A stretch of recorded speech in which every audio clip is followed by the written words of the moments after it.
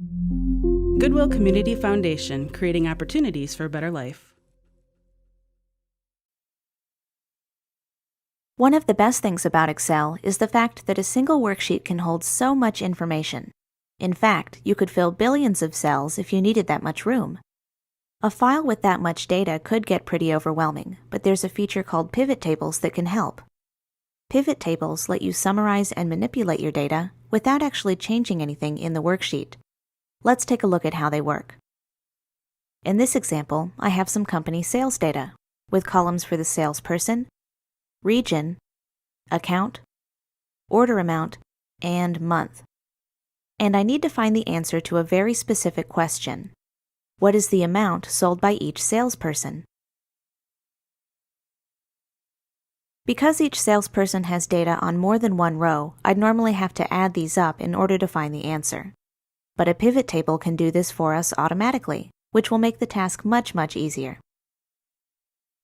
First, you need to select your data. You can just click any cell if it's formatted as a table. Otherwise, you need to select all the cells yourself, and don't forget your column headers. When you're ready, go to the Insert tab, then click the Pivot Table command. You'll usually want to place your pivot table on a new worksheet, so make sure this option is selected.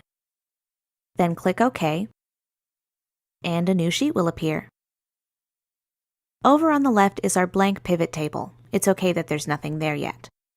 To the right is a list of fields that have actually been pulled from our column headers.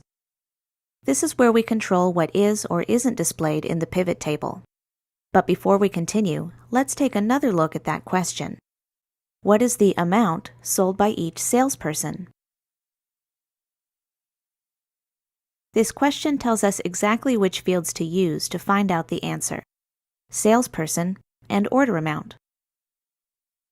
All you have to do is check the box next to the field, and it'll be added to one of the areas below, in this case the rows category. Another method is to drag and drop the field into place. We'll put this one under Values. If we go back to the pivot table, now we can see the information we were looking for. In other words, the amount sold by each salesperson. So our question has been answered just by choosing what fields to include. One of the best things about pivot tables is how easy they are to modify, so you can view and analyze different things. Let's say, for example, that you wanted to know each person's monthly sales, not just their total sales. Just drag the month field down here to columns, and this will add a column for each month in the worksheet. If we wanted to know what each region sold, we could take out the month and salesperson fields and then drag region down to rows. So each time we change the fields, the pivot table is just combining the source data in a different way, so we can view the information we need. And we're doing all this without adding or changing anything in the original worksheet. You can even experiment by dragging the fields into different areas, but some combinations work better than others. For instance, if I move order amount over to columns or rows, you can see that it doesn't really give us any useful data. Since order amount contains numerical values, it really does work best in the values area.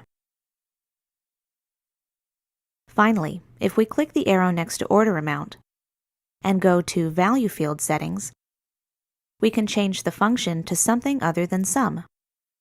Instead, we could count the number of cells, calculate the average, or use any of the other options here.